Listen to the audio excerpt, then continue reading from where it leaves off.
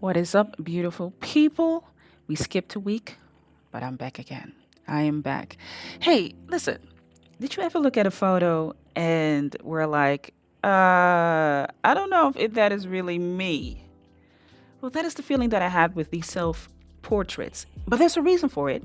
So you have to stick to the end to see what the reason is. As usual, I'm going to ask you to subscribe, like, and share the content because there's always an artist around you that needs this information. Let's build this platform up. Let's start the video.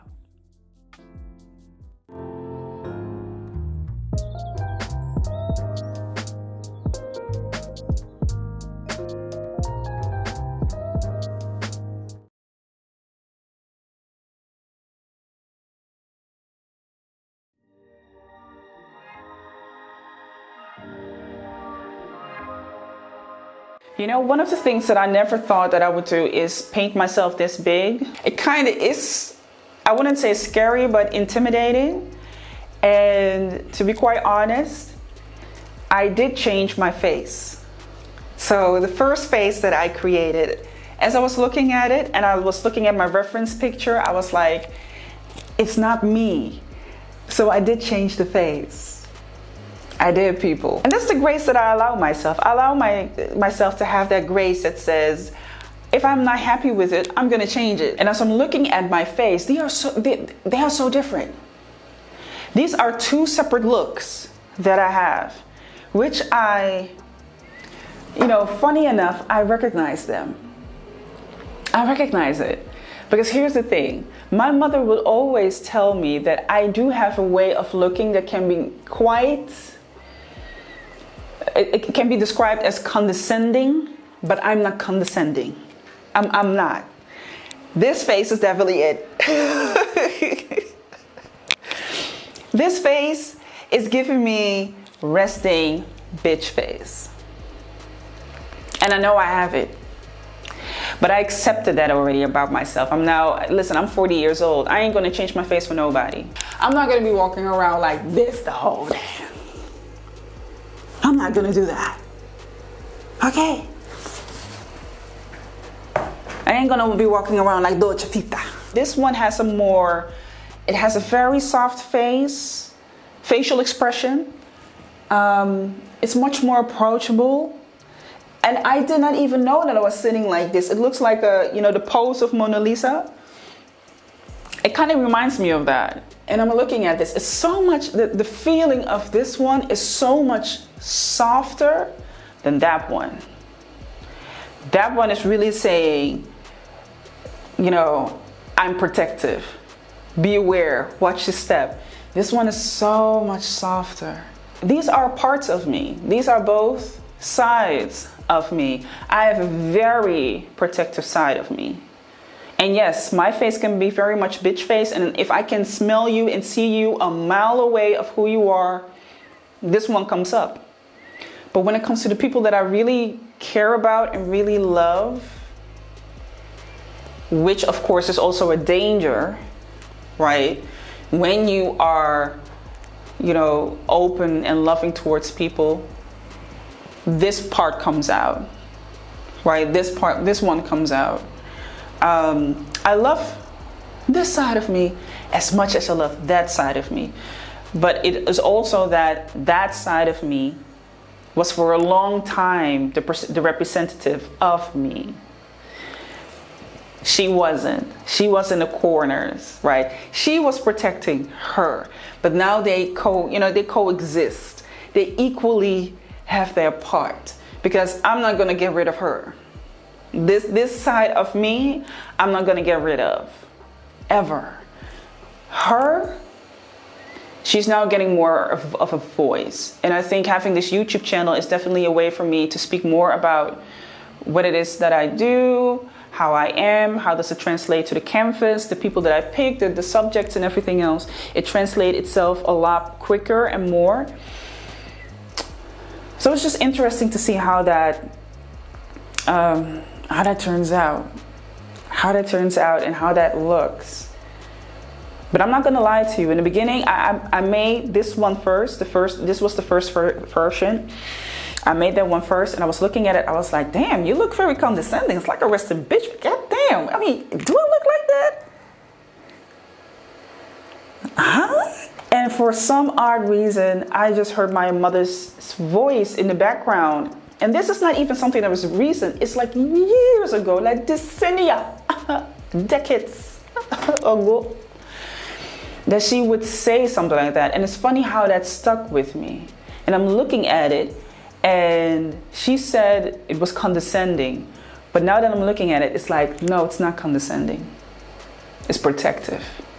And that is, for me, when I look at both sides, that's a milestone for me, because I, for a long time, have been a very protective person, especially over my inner world, how I would walk through life, also with people, not easily making friends, also encountering a lot of bad things in life, also good things in life, but also like, you know, pretty tough experiences, things that I don't believe that everybody should be going through.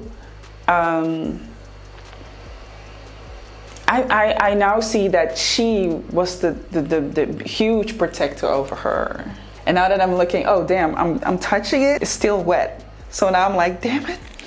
But it's okay, there are no fingerprints on it. I was lightly touching it. But she is just so much more coming to the forefront. There's a lot of strength in being a soft person as well. There's a lot of strength in nurturing. There's a lot of strength in allowing yourself to be just in your place and walking through life. Not this survival mode type of thing, which she sometimes can have.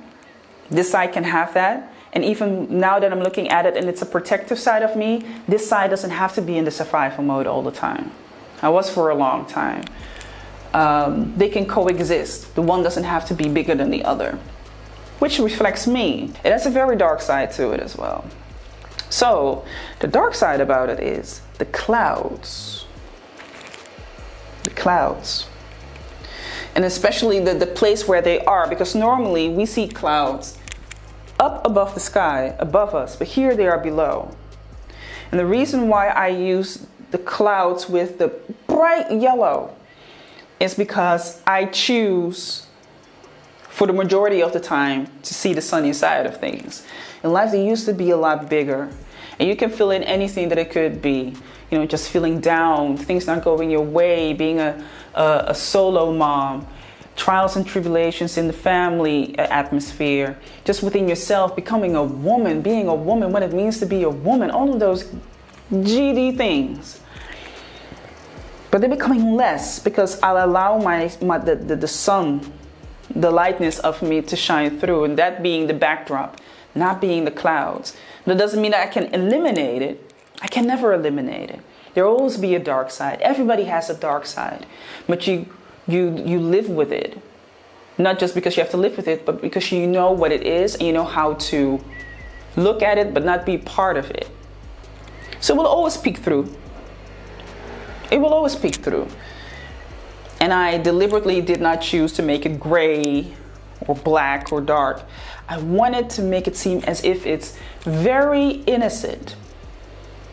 I wanted to make it seem as if it's not so threatening. But it can be threatening. It can take over your life. It can still play a part somewhere in your life. And I choose for it to be below me, not to be above me, not to be of me and completely around me. But I know it will always be somewhere peeking through. So there you have it. There you have it.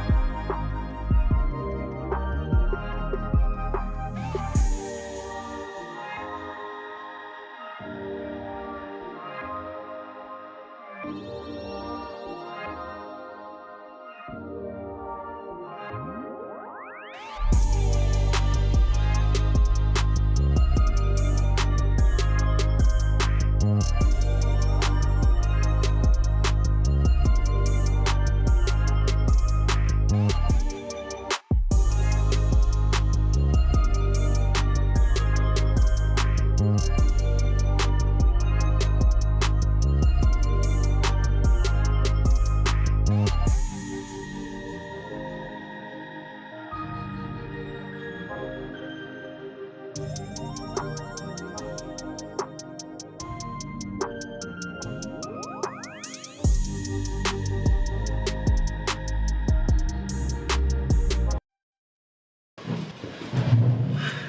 me get a focus. It's taking so long for this thing to get in focus. I hope y'all can hear and see me. I think I'm sitting in the shade, literally in the shade, but I want to take a little bit of the sun as I'm talking to you also, yeah. So, okay, you guys see me being busy here in the coral art space. This is where I'm at right now. Yeah, it's coming to life. It's coming to life. I'm just a little bit nervous for what is about to happen, and I'm just looking forward to what will continue to happen from this moment on and forth. All right, from this moment on and forth. I already explained to you all in the previous videos that I wanted to focus more on the coral art space as well, right? So that means I have 3 babies under this bosom. I have 3 babies: MCJ Studio, the base, and the coral art space. I got a triplet. They're several months apart. But it's not true, because MCJ Studio came first. So she is my eldest daughter, then the base, then Coral Art Space. So Coral Art Space is my youngest baby. All right, Coral Art Space is my youngest baby. She has been, you know, I haven't been paying a lot of attention to her, but she's not so difficult. She's not so difficult as MCJ Studio. MCJ Studio is really grinding my gears. She is grinding my gears. I was talking about me wanting to put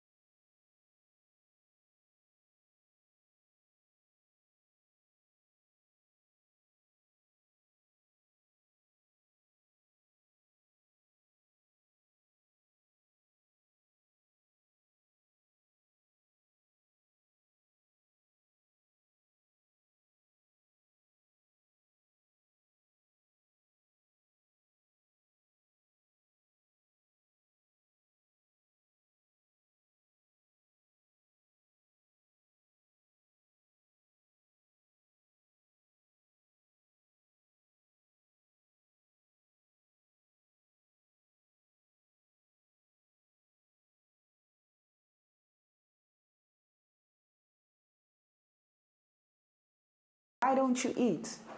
Why don't you take a break? You're tired. Go take a break.